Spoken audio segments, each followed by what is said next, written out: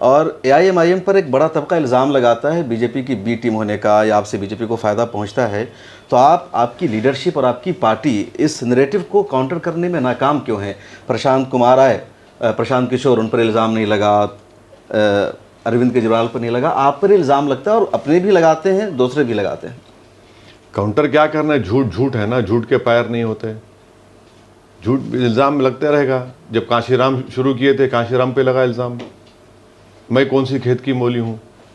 बड़े बड़े अगर आप हिंदुस्तान की सियासी लीडरशिप को देखेंगे, सब पे इल्ज़ाम लगा। डॉक्टर फरीदी पे लगता था, रहमतुल्लाह अलैह, अल्लाह उनकी मग़फ़िरत करे।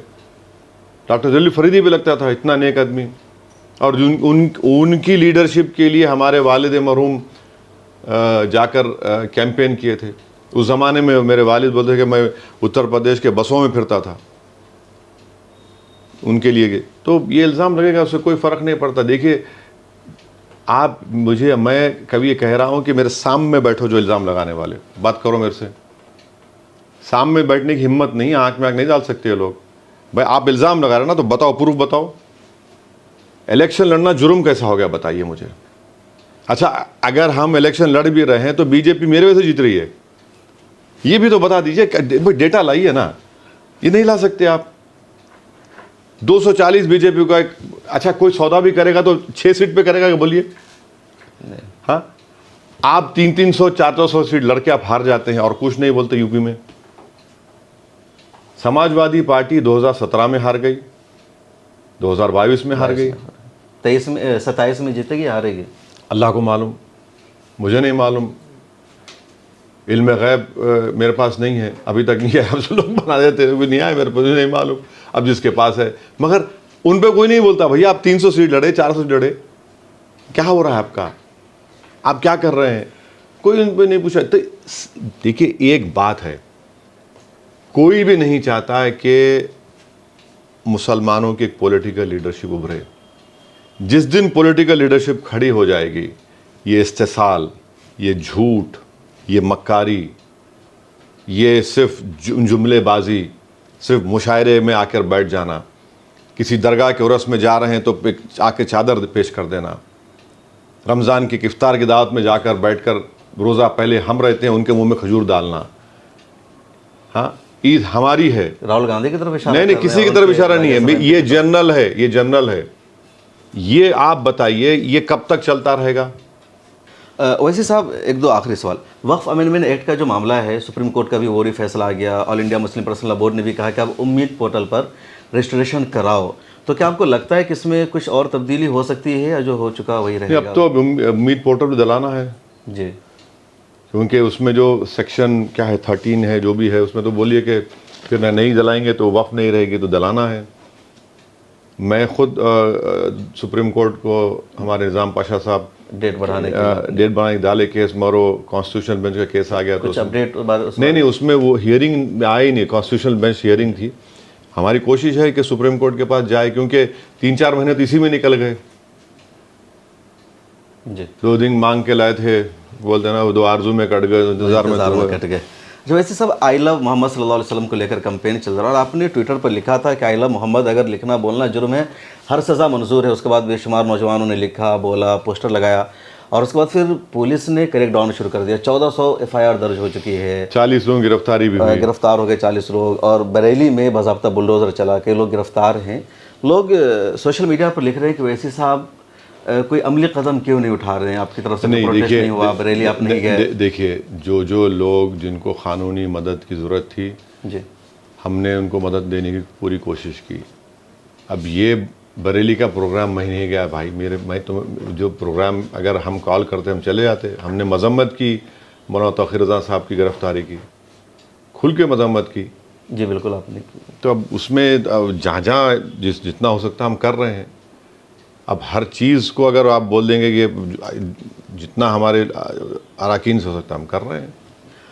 ऑपरेशन सिंदूर में आप बाहर गए थे, अरब मुल्कों का दौरा था, तो वहाँ अक़लियतों के मसाइल पर भी कोई बातचीत हुई वहाँ, या जस्ट ऑपरेशन सिंदूर ही फोकस था?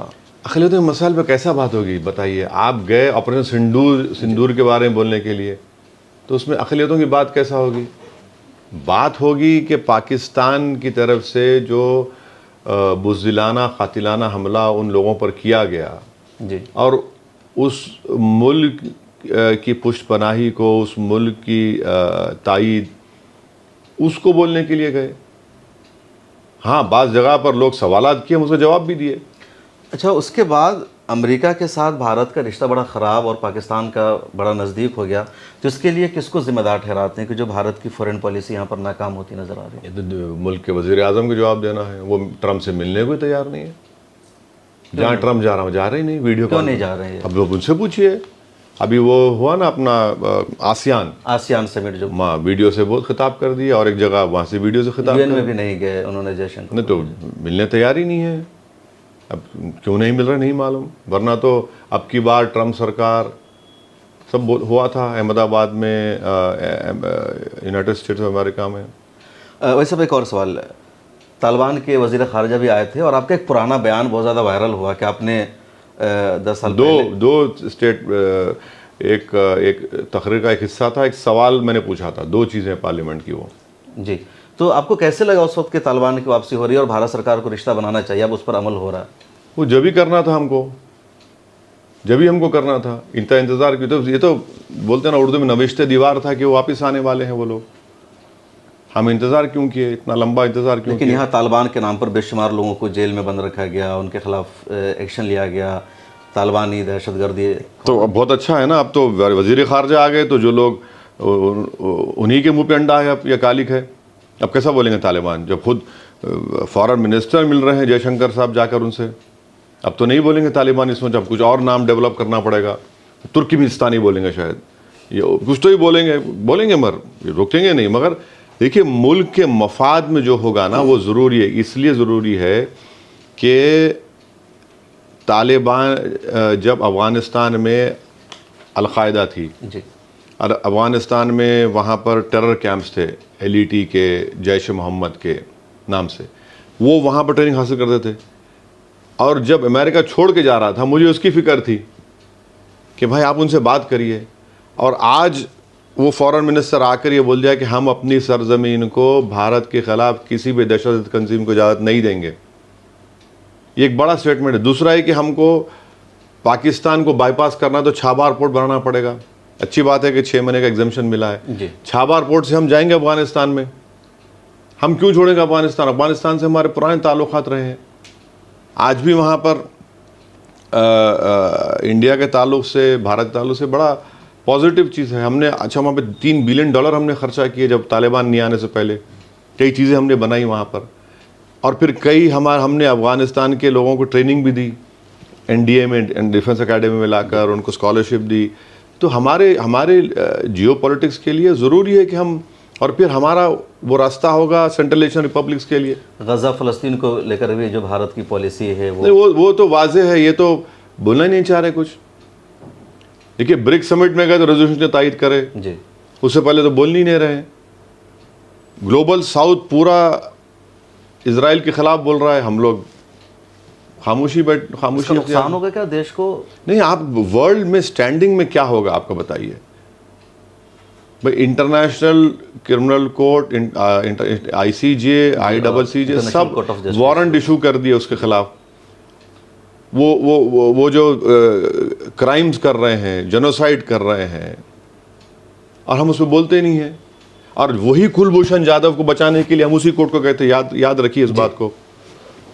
कुलभूषण जाधव की सजाए मौत को हम रुकाने के लिए हम भारत गया था, और वही कोर्ट इसको बोल रहा है, इस शैतान नेतन्याहू को, कि वो मुजरिम है, वारंट इशू करता उसके खिलाफ। तो ये तो कॉन्ट्रडिक्शन हो जा रहा ना। बिल्कुल।